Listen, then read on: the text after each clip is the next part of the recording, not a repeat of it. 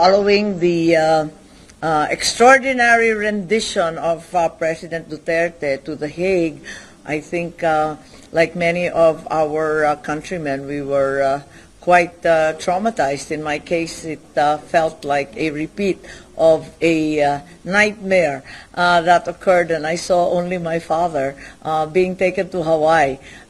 Kaya medyo masama ang loob ko noon at hindi ko na naisip yung kampanya. Pero ang sabi ni Senator Robin, pati ni Vice President, ang sabi nila, ang utos daw ni former President Duterte, umuwi na kayo at mangampanya. Kaya biglang nangampanya at biglaan lang naman yung ad na yun. Naalala namin kasi ako nakatutok sa hearing, nakatutok sa budget, nakatutok sa kung saan-saan. Abay, sabi nga, hey, mangampanya na tayo at biglaan kami nag-taping ng the following day. Strangely, at least to me, the Vice President said that it has to be black. Sabi ko, what kind of political ad is in black? What are we going to do? Why black? Because black is the color of the country today.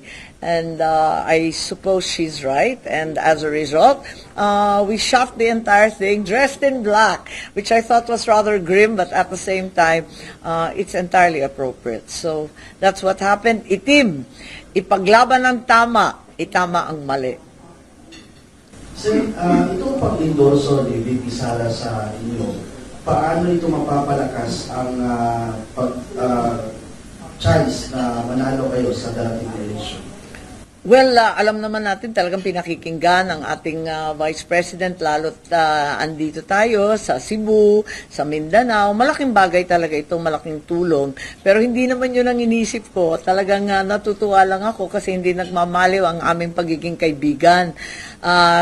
Sabi ko nga, kami naman ang magkaibigan nung umpisa dahil sa 2019, siya nangampanya para sa amin halos araw-araw. Nangangampanya kami sa lahat ng kasuluk-sulukan, and it went on even as DepEd Secretary. We ended up going to a lot of last-mile schools, and I was full of admiration for her commitment and hard work. Thereafter, ang palagay ko, ako nagpahamak sa kanya eh. Kasi rinicruit ko nga, hindi ko naman akalain na magkakaganito. And kahit ano pa ang nangyari, hindi naman siya nagbabago, nanatili pa rin siyang kaibigan ko. At kilala naman niya ako, kilala ko rin siya, kilala namin ang isa't isa, hindi ko siya bibiguin, hindi rin niya ako kailanman binibigo, nagpapasalamat ako lagi. Sir, pahabol, ano po yung, nagkausap na po ba kayo ni President Bongbong Marcos tungkol sa pagkalas mo sa partido at ano po yung sinabi?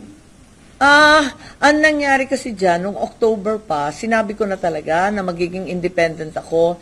At yun nga, I only joined the rallies where we had friends. For example, Dalawag rally because my son was the governor and he was telling me, you better come. So I joined them, but I made it very clear from the very beginning that I would be independent, thinking that something bad would happen. May masama akong kutob eh. Parang I was quite restless and anxious about the campaign, that it would somehow redound into very bitter and unpleasant politics. And true enough, it did become entirely toxic and quite beyond my little nightmare. It became very, very much worse. Hindi ko naman akalain na magiging ganito kalala, na magkakaroon ng impeachment, magkakabulastugan, pati yung budget, pinakialaman, hanggang sa tinangay na nga si dating Presidente Duterte na may sakit na, matanda na, nako, dinala pa kung saan-saan, ni hindi man kinilala ang husgado dito sa Pilipinas, ang laking insulto sa ating magagaling na huwes, sa mahuhusay na abogado. So, I didn't think it would get this bad, but I had a very bad feeling that things were going to deteriorate along the campaign season. And true enough, it became very much worse than I'd expected. And yun nga, balik na lang ako sa pagiging independent at iikot-ikot, mas maigi ng ganon. Sir, tungkol po sa usapin sa pag-aresto kay former President Duterte, ano po yung takbo ngayon sa pag-ibig, yung update? Well, actually, linunsad ko yung investigasyon kasi napakataas na ng emosyon ng lahat ng tao, no?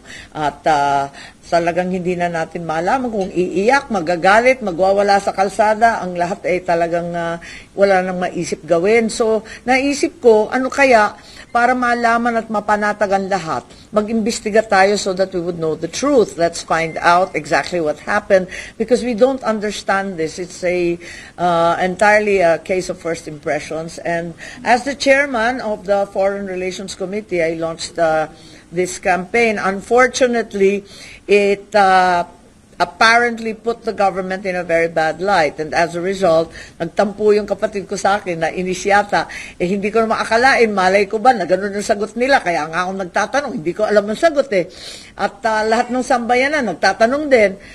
Akala ko naman, maipapaliwanag nila maigi. Imbes na kabukuhan na iba-iba yung tanaw, iba-iba yung lakad, hindi magkatugma-tugma yung mga batas na sinasabi nila, pati ang petsa, hindi magkatugma-tugma. Kaya eto nga, nandito na tayo, pero at the end of the day, it's important that we learn the truth, that this is no longer repeated, that our laws and particularly our Constitution is upheld. This is a real insult to our functioning judiciary as well as our very committed and hardworking judges and lawyers. So, ang nangyari ngayon, nasa third hearing ako. Alam naman ninyo, yung first hearing ko, dun nga, nagalit nga. Yung ikalawang hearing, wala nang sumipot. Nobody turned up. I went solo. And it was a little ridiculous. Senate President Cheese refused to sign the subpoenas in the first hearing, refused to sign the subpoenas in the second hearing, and then he talked to the executive secretary who apparently said, let's change the date, paltan yung petsa, tapos 10 lang ang sisipot. Sabi ko, okay na. Tapos 10 lang daw. O sige na nga, okay na rin. Lahat okay na lang para lang matuloy. So natuloy nga yung third hearing and I think quite a few of our citizens watched also. And unfortunately, nauwi kami sa contempt kasi yung Ambassador Lacanlilaw, harap-harapan naman ng nagsisinungaling. Sobrang bakakon naman, ibang level naman. Kaya hindi na natiis ni Senator Bato at pinakontempt. Kaso, rinilis kagad ni SP at mukhang natawagan, biglang may show cause. Nagulat nga ako because there's no show cause in any part of the rules of the Senate. So I was quite surprised in this intervention in what should really be the power and function of the committee.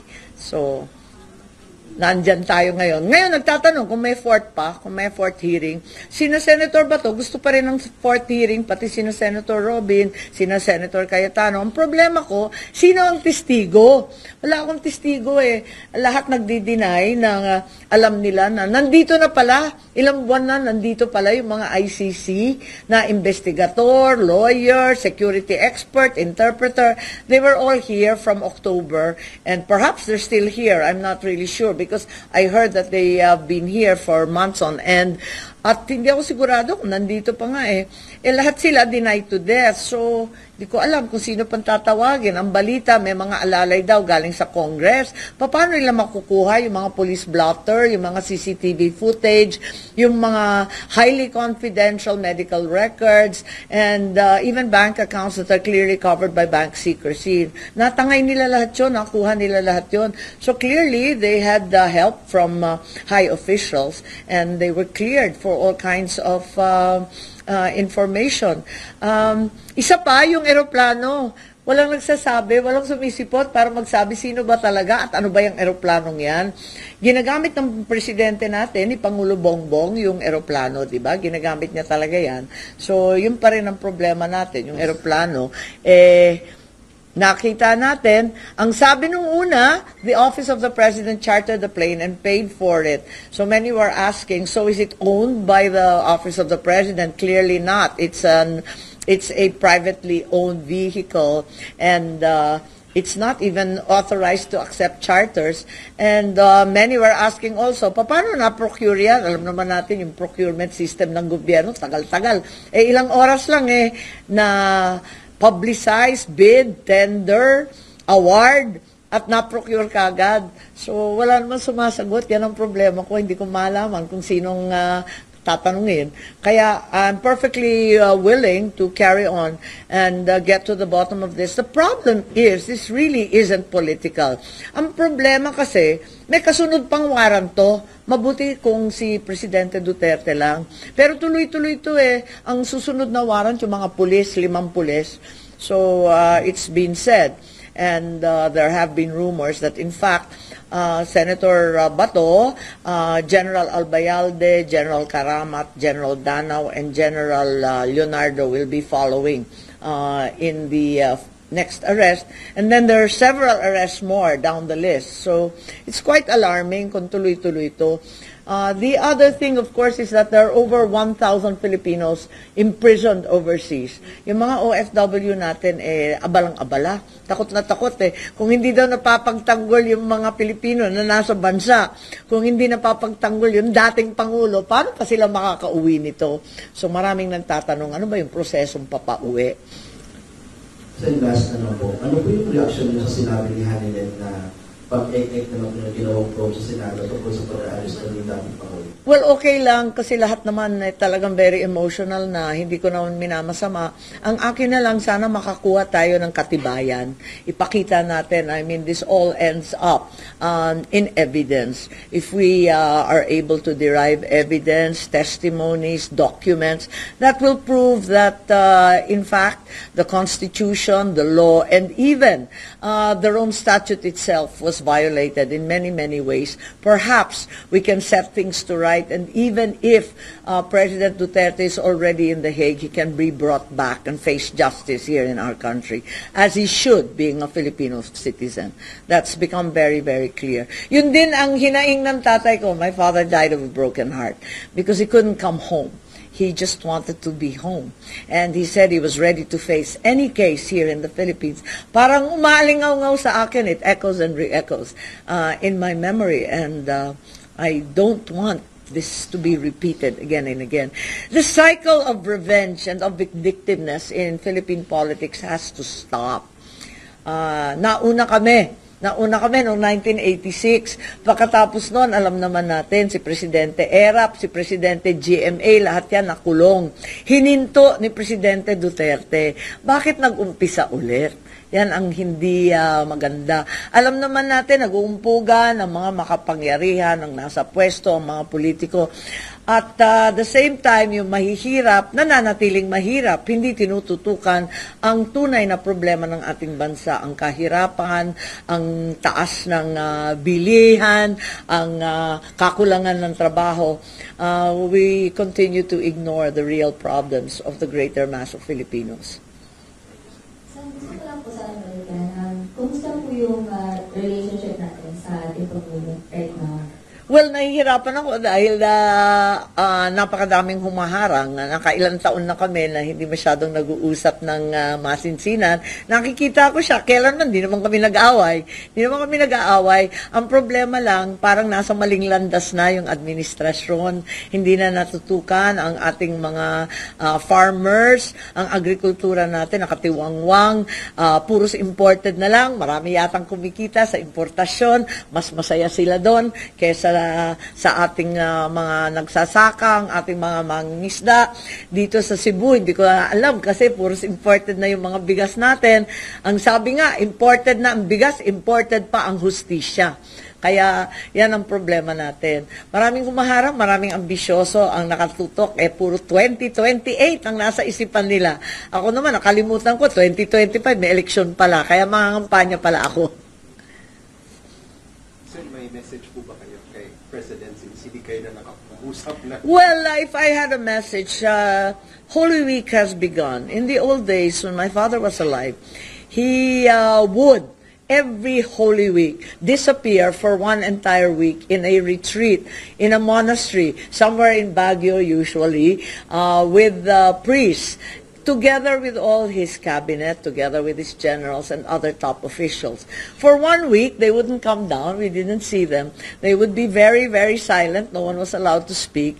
They fasted with very, very meager food, and they slept very, very short hours as as a measure of sacrifice.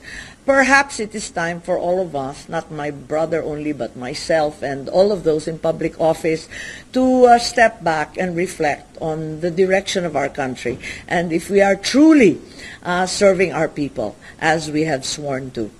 This is what you are doing for this Holy Week, Sen. Sorry? This is what you are doing for this Holy Week. Well, for this Holy Week, I'm going around still. Nakalimutan ko nga mga panya. Pero I am actually going with my mother, and we'll probably visit the churches and do all the traditions. My mother doesn't like this business of retreats. She's too Bisaya for that. She wants to socialize. She wants to go around and see people. So we'll probably do the Visita Iglesia together, but I will certainly dedicate a few days to just reflecting in prayer. I think it's important that we all do as a nation and determine if this indeed is the path we want to take. Continuous vindictiveness, revenge, and destruction of those who are not allied with you. We should take a prayerful moment. Ano na lang masasabi niyo or ano na lang yung mabibigay niyong mensahe to the people na mainit pala ngayon sa mga politika po?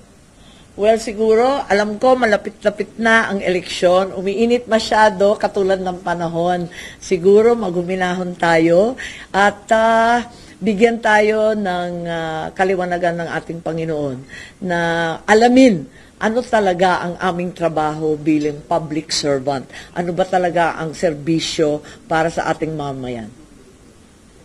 Itim, ayan, ibalik ang itim, ipaglaban ang tama, itama ang mali. Siguro yun ang message ko sa lahat. Ipagdasal natin na malaman kung ano nga ang landas na tama, kung ano ba ang mga mali na kinakailangan ibuwag at iwaksi.